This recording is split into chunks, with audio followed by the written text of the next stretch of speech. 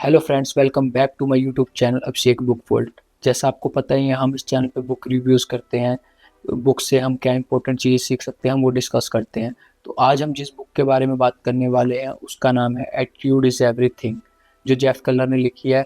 ये book personally मुझे बहुत पसंद है, क्योंकि इस बुक से मैंने बहुत कुछ सीखा है कि हमें कैसा बिहेव करना चाहिए, हमारा एटीट्यूड कैसा होना चाहिए। तो आज हम इस बुक के बारे में डिस्कस करेंगे 10 पॉइंट्स जो इम्पोर्टेंट है और जिसमें ये पूरी बुक कवर हो जाए। तो चलिए वीडियो शुरू करते हैं। तो सबसे पहले जिस पॉइंट की हम बात करने वाले हैं वो है एटीट्यूड होता क्या है। क्योंकि हम एटीट्यूड इज एवरीथिंग बुक के बारे में बात करने वाले हैं, तो पहला पॉइंट यही है कि एटीट्यूड होता क्या है। क्योंकि नॉर्मली लोग समझते हैं कि एटीट्यूड का मतलब होता है स्टाइल मारना या फिर गुस्सा दिखाना, जो हम मूवीज़ वगैरह में देखते हैं कि एक गुस्से वाला बंदा होता है जिसको बोलते हैं कि देखो इसका एटीट्यूड कैसा है। एटीट्यूड का मतलब वो नहीं होता। एटीट्यूड का मतलब होता है कि आप चीज़ों को फेस कैसे करते हो, प्रॉब्लम को फेस कैसे करते हो, और दुनिया को देखने का जो नज़रिया होता है उसे एटीट्यूड कहते हैं। जैसे मान लो कि एक सेम सिचुएशन, दो दो लोगों के पास आई सेम सिचुएशन, कोई भी सिचुएशन हम इमेजिन कर सकते हैं। मान लो कोई प्रॉब्लम आई दो इंसान के पास, दोनों उसको अलग अलग तरीके से डील करेंगे, वही एटीट्यूड होता है। वहीं पे अंतर पता चलता है कि किसका पॉजिटिव एटीट्यूड है, किसका नेगेटिव एटीट्यूड है। पॉजिटिव एटीट्यूड वाला बंदा परेशानी में भी ये देखता है कि मैं इससे क्या सीख सकता हूँ और मुझे क्या सीखने को मिल रहा है। लेकिन जो नेगेटिव एटीट्यूड वाला बंदा होता है वो किस्मत को कोसता है कि मेरे साथ ये ऐसा क्यों होता है, बार बार मैं ही क्यों ये सब झेल रहा हूँ। तो ये होता है मेन एटीट्यूड का मतलब। और एटीट्यूड ही डिसाइड करता है कि हम लाइफ में कितना सक्सेसफुल बनेंगे या नहीं बनेंगे। तो पहला पॉइंट ये है कि एटीट्यूड होता क्या है, ये आपको क्लियर हो गया होगा कि एटीट्यूड होता क्या है। तो दूसरा पॉइंट जिसके बारे में हम बात करने वाले हैं, अपनी सोच बदलो लाइफ बदलेगी। तो बेसिकली इस पॉइंट में ये है कि जैसा हम सोचते हैं वैसा ही डिसाइड होता है कि हमारी लाइफ कैसी बनेगी। जेफ केलर इस बुक में कहते हैं कि जो हमारे थॉट्स हैं, जो हम सोचते हैं, वो हमारे फ्यूचर को शेप देते हैं कि हमारे साथ लाइफ में क्या क्या होगा। वही बात जैसे मैंने आपको बताया कि एक पॉजिटिव एटीट्यूड नेगेटिव एटीट्यूड वाला बंदा हो, तो अलग अलग सोच। जैसे अगर मान लो दो इंसान है सेम सिचुएशन में है, जैसे गरीब फैमिली से है, ठीक है। तो पहले एक परिवार में एक बंदा ऐसा है जो हमेशा पॉजिटिव सोचता है कि सब अच्छा होगा, मैं कर लूँगा, ठीक है। और एक दूसरे परिवार में जो किस्मत को कोसता रहता है कि मैं गरीब हूँ, वो ये हूँ। तो यहीं से उनके थॉट्स, उनकी जो फ्यूचर होता है उसको शेप देना शुरू हो जाएँगे। आप उनको 5-10 साल बाद जब देखोगे, तो एक जो कोसता रहता था खुद को, जिसका एटीट्यूड नेगेटिव था, वो वही होएगा। ये हो सकता है उससे भी बदतर जगह पे हो। लेकिन एक इंसान जिसका एटीट्यूड पॉजिटिव था, वो अपनी लाइफ में ग्रो करेगा, क्योंकि उसका एटीट्यूड ऐसा है कि हाँ भाई सब अच्छा होगा, हम कर लेंगे।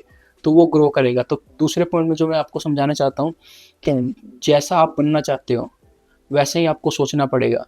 लोग बोलेंगे कि सोचने से क्या होता है, काम करना लेकिन जो सबसे पहला स्टेप होता है वो यही होता है कि आप सोचते कैसे।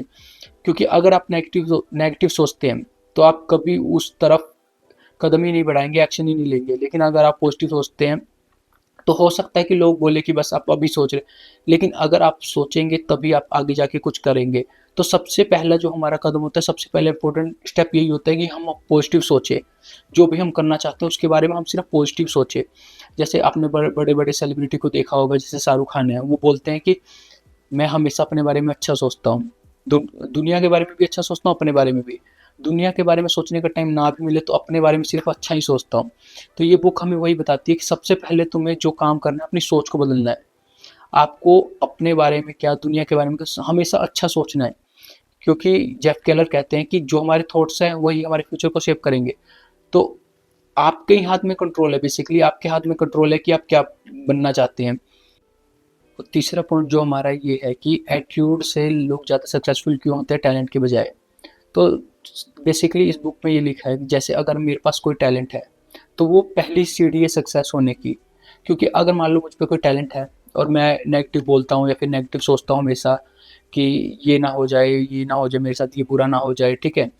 तो मेरा टैलेंट भी मुझे सक्सेसफुल नहीं बना सकता, क्योंकि मैं हमेशा नेगेटिव सोचता हूँ, नेगेटिव एटीट्यूड है मेरा।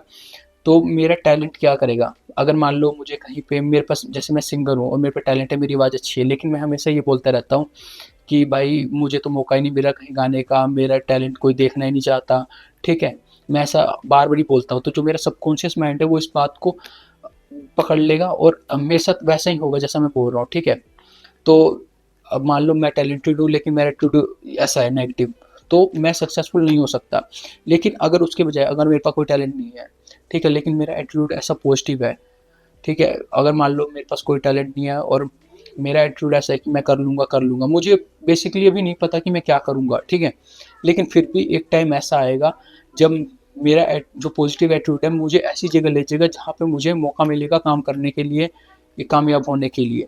तो जेफ केलर कहना चाहते हैं कि टैलेंट से भी ज़्यादा इम्पोर्टेंट होता है हमारा एटीट्यूड, क्योंकि क्योंकि ना जो इतनी बड़ी दुनिया में टैलेंटेड लोग कुछ ही होते हैं, ठीक है, लेकिन कामयाब लोग बहुत सारे होते हैं, ठीक है।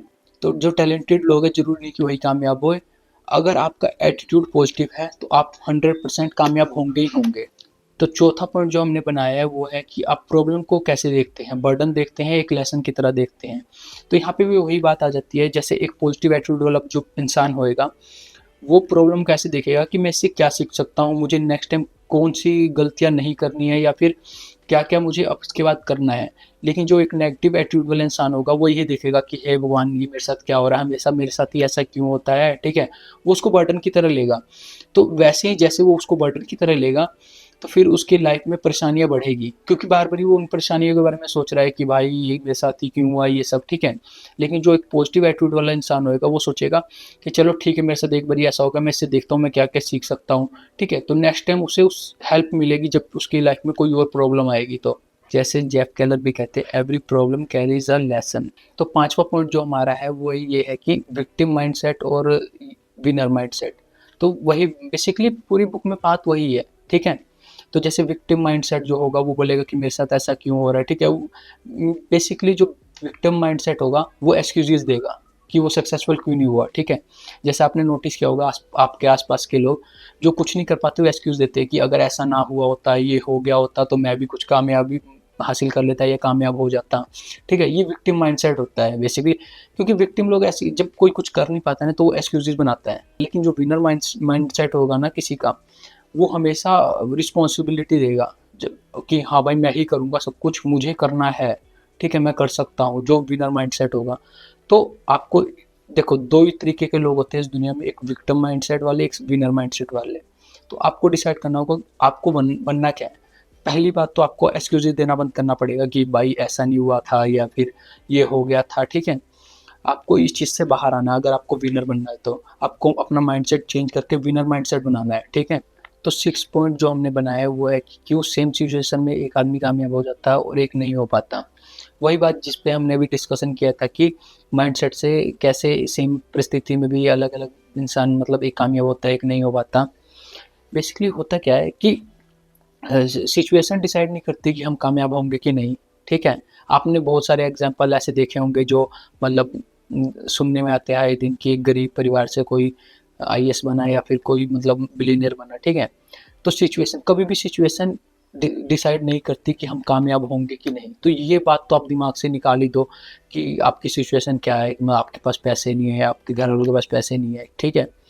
जेफ केलर साफ साफ कहते हैं कि अगर आपका एटीट्यूड पॉजिटिव है तो आप गंदी से गंदी सिचुएशन से भी कामयाब हो सकते हैं। अगर आपका एटीट्यूड नेगेटिव है तो अगर आप अमीर भी हैं या फिर आपकी सिचुएशन बहुत अच्छी भी है तब भी आप कामयाब नहीं हो सकते, ठीक है। और सातवां पॉइंट जो हमने बनाया है वो है डेली हैबिट्स।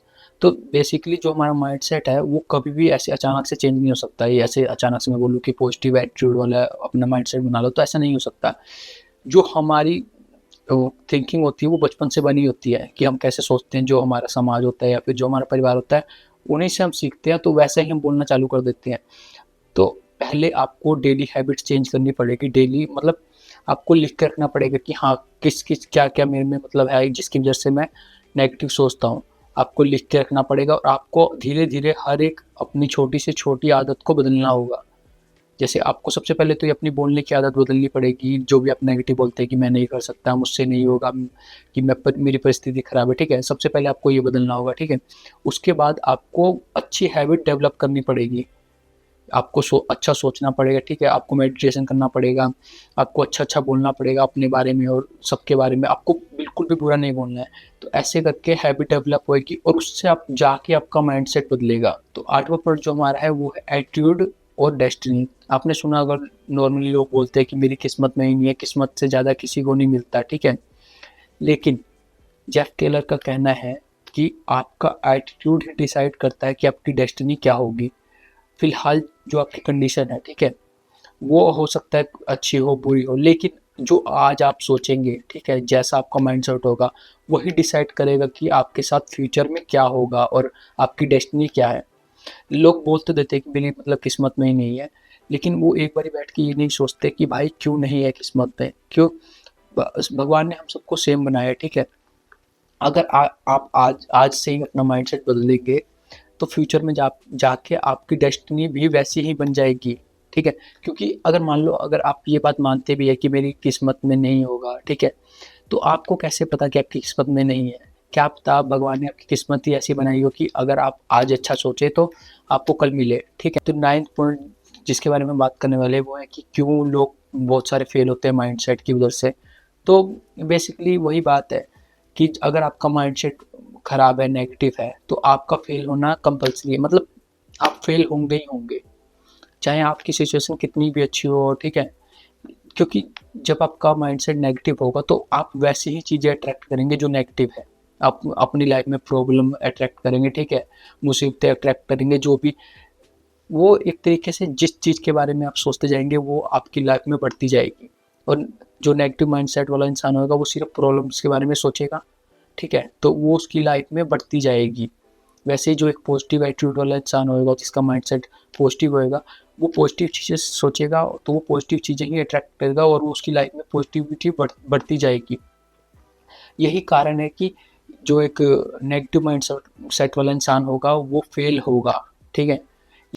तो ऐसे हमने इस बुक के नो पॉइंट्स पे बात कर ली है। बेसिकली नो के नो पॉइंट है, सेम ही बात बोलते हैं अलग अलग तरीके से। वो मैंने आपको समझाने के लिए अलग अलग पॉइंट्स बना दिए ताकि आपको क्लियर समझ आ सके, ठीक है। तो आखिरी पॉइंट हम जिसके बारे में बात करने वाले हैं वो है एटीट्यूड इज इनविजिबल, कि जो एटीट्यूड होता है वो इनविजिबल होता है, ठीक है। जैसे मैंने आपको बोला कि एटीट्यूड इज एवरीथिंग बुक है, ये जेफ केलर ने लिखी है। तो अचानक से ऐसा नहीं होगा कि आप माइंडसेट बदल देंगे तो ये किसी को दिखने लग जाएगा, कोई मतलब कोई चीज़ आपके आगे गारे बन जाएगी जिसका नाम एटीट्यूड होगा, या फिर, ठीक है, वो दिखने नहीं लग जाएगा। बेसिकली एक ऐसी चीज़ है जो सबसे ज़्यादा असर करती है, लेकिन ये इनविजिबल होती है, वो किसी को दिखेगी नहीं, वो दिखेगी आपके रिजल्ट्स में।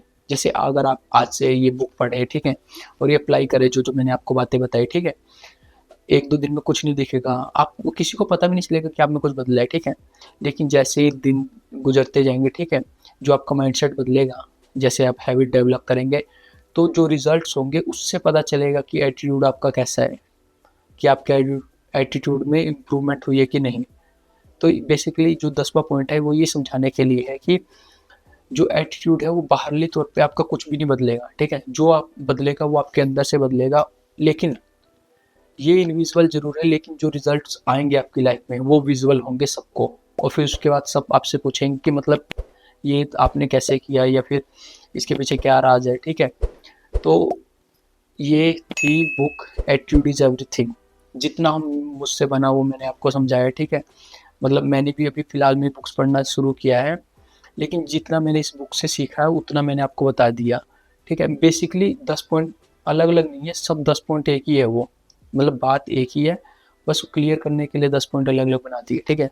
तो ऐसे ही मैं अपने चैनल पे और भी बुक्स रिव्यू करूँगा, ठीक है। अगर आपको बुक से सेल्फ इम्प्रूवमेंट करनी है या फिर आपको किसी भी टाइप की बुक पसंद है तो आप कमेंट कर सकते हैं। तो मिलते हैं अगली वीडियो में नई बुक के साथ। Thank you guys.